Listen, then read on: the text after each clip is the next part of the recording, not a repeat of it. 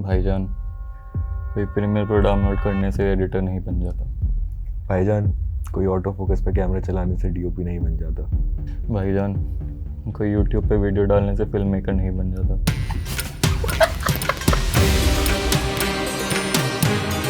तो अभी recently Netflix ने एक सीरीज़ निकाली है, हीरा मंडी, जो संजय लीला बंसाली की अब तक की सबसे बड़ी सीरीज़ है। इवन नेटफ्लिक्स की भी वो सबसे महंगी सीरीज़ है। सोशल मीडिया पे उसने बहुत हाइप बनाई है और संजय लीला बंसाली अपने प्रोडक्शन के लिए जाने जाते हैं। उन्होंने फ्रॉम पद्मावत हो गया, गंगूबाई हो गया या बाजीराव मस्तानी हो गया, बहुत बड़ी बड़ी प्रोडक्शन मूवीज़ बनाई हैं और वो खुद ही बोलते हैं कि I try to create a picture in every scene. तो ये वाली सीरीज़ भी वैसी है, इसका हर एक सीन एक पिक्चर है, हर एक सीन एक पेंटिंग है उनके अकॉर्डिंगली, और बहुत बढ़िया सीरीज़ बनाई है उन्होंने।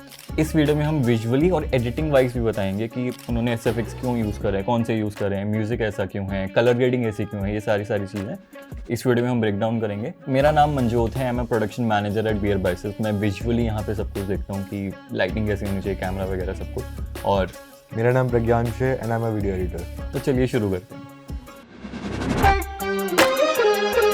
स्टार्ट करते हैं विजुअल से। ये एक पीरियड मूवी है, पीरियड सीरीज़ है, और संजय लीला बंसाली अपनी पीरियड मूवीज़ के बारे में बहुत जाने जाते हैं उनके लिए। और बीइंग अ पीरियड मूवी, यहाँ पे कलर टोन से बहुत खेला गया है। ऑफ कोर्स अगर पुरानी मूवीज़ है, आप अपनी जितनी भी पुरानी मूवीज़ देखी होंगी, जितने भी पुरानी मूवीज़ के सीन याद होंगे, वो बहुत वार्म होते हैं और थोड़े डिसैचुरेटेड होते हैं। तो इस मूवी में भी वही कंटिन्यू करा गया है, पर यहाँ पे एक वार्म टोन्स और कूल टोन्स का बहुत अच्छा मिक्सचर है। इस सीरीज में जितने भी लव एंगल्स वाले सीन हैं या जितने भी पॉजिटिव सीन्स हैं, वहाँ पे एक वार्म टोन यूज़ करा गया है। और जितने भी आपके नाइट सीन्स है, बिकॉज इट्स हीरा मंडी के ऊपर है, तो ज़्यादातर ऑलमोस्ट 70% जितने भी प्रोडक्शन है वो नाइट में शूट हुई है। तो उसकी वजह से उन्होंने ब्लू टोन्स बहुत यूज़ करे हैं, और ब्लू में भी उन्होंने 2 तरीके के ब्लू टोन्स करे हैं। जितने भी हल्के से नेगेटिव सीन्स हैं, वहाँ पे आपका मेन कैरेक्टर होगा, उसके फेस पे येलो लाइट आएगा, वार्म टोन रखेंगे to show the positive side of character, because वो हीरो हैं या मेन पार्ट है मूवी के या सीरीज़ के। पर पूरी की पूरी जितनी भी एक्टर कास्ट है वो थोड़ी शेडी है अकॉर्डिंग टू द कैरेक्टर। तो उनके हाईलाइट जो होगा या उनकी किक लाइट जो होगी, उनकी हेयर लाइट जो होगी, वो थोड़ी सी उन्होंने कूल रखी है to give a essence of shadiness. तो मैं कलर थ्योरी के बारे में थोड़ा सा बताता हूँ कि जितने भी आपके कंफर्टिंग सीन्स होंगे, लविंग सीन्स होंगे या पॉजिटिव सीन्स होंगे, वहाँ पे आपका वार्म टोन्स यूज़ होता है। और ऑपोजिट में जितने भी आपके ब्लू टोन्स वाले सीन होंगे, वो इसलिए यूज़ करे जाते हैं to portray a villain, discomfort दिखाना, ईरी फीलिंग देना, थोड़ा सा क्रीपी फीलिंग देना। तो ये मेन डिफरेंस होता है कलर टोन्स को कैसे यूज़ कर सकते हैं। तो ये कलर्स में उन्होंने बहुत अच्छा खेला। इवन कलर ग्रेडिंग में भी उन्होंने बहुत अच्छी कलर ग्रेडिंग करी है। जितने भी आपके रोमांटिक सीन्स हैं, उनकी वाइब्रेंस काफ़ी अच्छी, सैचुरेशन काफ़ी अच्छी है। उतनी नहीं है जैसे रोहित शेट्टी की मूवीज़ में बिल्कुल कॉमेडी में चली जाती कि 100% सैचुरेशन है, पर इतनी ही है कि वो पॉजिटिव लगें। और जितने भी नेगेटिव सीन्स हैं, पुलिस के सीन्स होंगे, या यहाँ पे 2 मेन द वाइफ्स हैं, एक मनीषा कोइराला ने प्ले करा और सोनाक्षी सिन्हा ने प्ले करा। तो सोनाक्षी सिन्हा और उनके थोड़े डिसैचुरेटेड से फ्रेम्स हैं।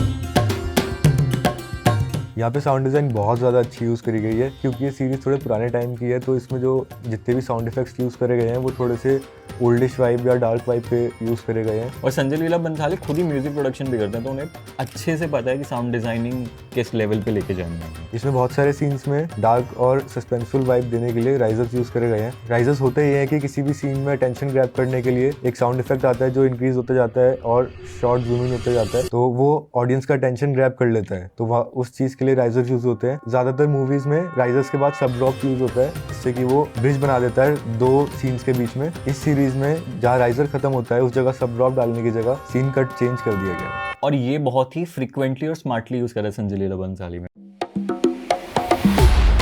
अब बात करते हैं लाइटिंग पे। Of course is a Sanjay Leela Bhansali production, lighting होगी ही टॉप पे। और यहाँ पे इन्होंने बहुत स्मार्टली यूज़ करा है सॉफ्ट लाइट और हार्ड लाइट का। अब सॉफ्ट लाइट और हार्ड लाइट होती है, मैं आपको बताता हूँ। सॉफ्ट लाइट जितने भी कंफर्टिंग सीन्स होंगे, जितने भी लविंग सीन्स होंगे या जितने भी पॉजिटिव सीन्स होंगे, वहाँ पे सॉफ्ट लाइट यूज़ होती है to give a very welcoming feeling. और जितने भी हार्ड सीन्स होंगे, एक्शन हो गया, हॉरर हो गया, एजी सीन जितने भी होते हैं, वहाँ पे हार्ड लाइट यूज़ होती है। और उनका डिफरेंस ये होता है कि शैडो में डिफरेंस होगा, शैडो का ट्रांजिशन जो होगा सॉफ्ट में बहुत स्मूथली होगा, और जितने भी हार्ड लाइट वाली शॉट्स होंगे वहाँ पे शैडो का ट्रांजिशन बहुत हार्ड होगा, एकदम से लाइन दिखेगी आपको शैडो और हाईलाइट्स के बीच में। तो ये मेन डिफरेंस होता है एक सीन में, और ये बहुत ही स्टैंड आउट हुआ सीन मेरे लिए। यहाँ पे ताज और आलमजेब का एक सीन है, वो एक मार्केट में मिल रहे हैं, पर वहाँ पे ताज पे जो लाइट है वो काफ़ी हार्ड है, आप यहाँ पे देख सकते हो। पर in the same scene Alamzeb पे बहुत ही सॉफ्ट लाइट है, बिकॉज ताज एक कैरेक्टर है जो इंडिपेंडेंस की फाइट में लड़ने वाला है, उनको सपोर्ट कर रहा है, तो वो एजी कैरेक्टर है। और जो आलमजेब है वो बहुत ही सॉफ्ट कैरेक्टर है, रोमांटिक कैरेक्टर है। तो इन्होंने एक ही सीन में लाइट से इतना अच्छा प्ले करा कि आपको पता नहीं चलेगा जब तक आप डीओपी नहीं हो, आप लाइटिंग खुद से नहीं करते हो, पर सबकॉन्शियसली बहुत ही अच्छे से प्ले करा है उन्होंने टू टेल द स्टोरी, कि आपको ऑन द फेस पता ना लगे बट हाँ ये एक स्टोरी लाइन चल रही है। और हीरा मंडी पे स्टोरी है, तो बहुत सारे सीन, ऑलमोस्ट 60 to 70% सीन वो नाइट सीन है।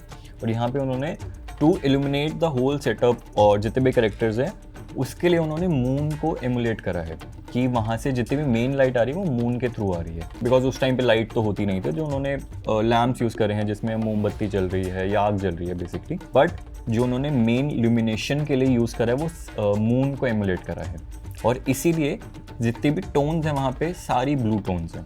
और एक बहुत यूनिक थिंग करी है उन्होंने, जितने भी ऐसे सीन्स हैं वहाँ पे आप लाइटिंग देखो वो बिल्कुल फ्लैट लाइटिंग नहीं है, इवन हार्ड लाइट या सॉफ्ट लाइट पर भी नहीं जा रहा, उन्होंने बहुत गोबोज यूज़ करे हैं। जैसे हमने ये वाली वॉल पे हमने करा है कि एक इफेक्ट आ रहा है विंडो का, अगर मैं उसके पीछे जाऊँगा तो मेरे पूरे फेस पर नहीं होगी, मेरे फेस पर भी एक इफेक्ट आएगा गोबो का।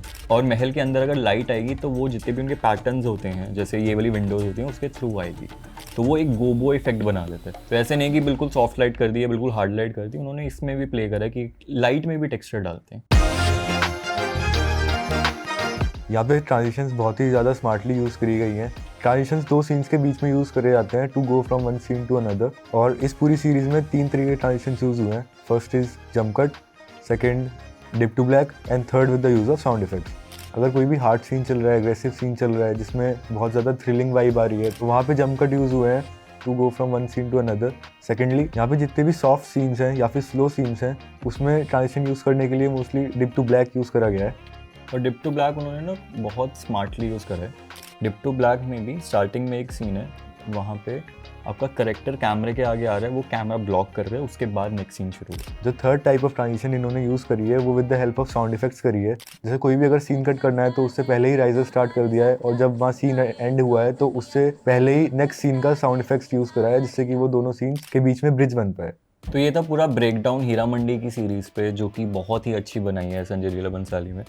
थोड़े क्रिटिक्स कहेंगे कि इसका प्लॉट थोड़ा अच्छा नहीं है, या स्टोरी लाइन थोड़ी और अच्छी हो सकती थी, थोड़ी और फास्ट पेस हो सकती थी, बट यार प्रोडक्शन के मामले में I would say this is a masterpiece. ये पूरा ब्रेकडाउन हमने बहुत ही सिंपल वर्ड्स में आपको समझाया for you to learn from this, कि ये चीज़ें आप अपने सेट्स में यूज़ कैसे कर सकते हो एज ए क्रिएटर। अगर आप यूट्यूब वीडियो बना रहे हो या रील्स बना रहे हो, आप अलग अलग कंटेंट पर रील्स बनाओगे, अलग अलग जॉनर्स ऑफ कंटेंट पे रील्स बनाओगे, तो आप ये छोटी छोटी चीज़ें कैसे यूज़ कर सकते हो। और इवन जब हम पॉडकास्ट भी शूट करते हैं, हमारे पॉडकास्ट में बहुत अलग अलग लोग आते हैं, बहुत अलग अलग स्टोरीज होती हैं, बहुत अलग अलग कंटेंट पीसेस बनते हैं। तो इसलिए हर शूट से पहले रणवीर हमें इंस्ट्रक्शन देता है कि ये वाला podcast, for example Rajshri Nandy का पॉडकास्ट अगर हम कर रहे हो, थोड़ा डार्क वाइब होगा, तंत्रा के बारे में बात होगी, थोड़ी हॉरर के बारे में बात होगी, तो लाइटिंग उसके अकॉर्डिंगली करना।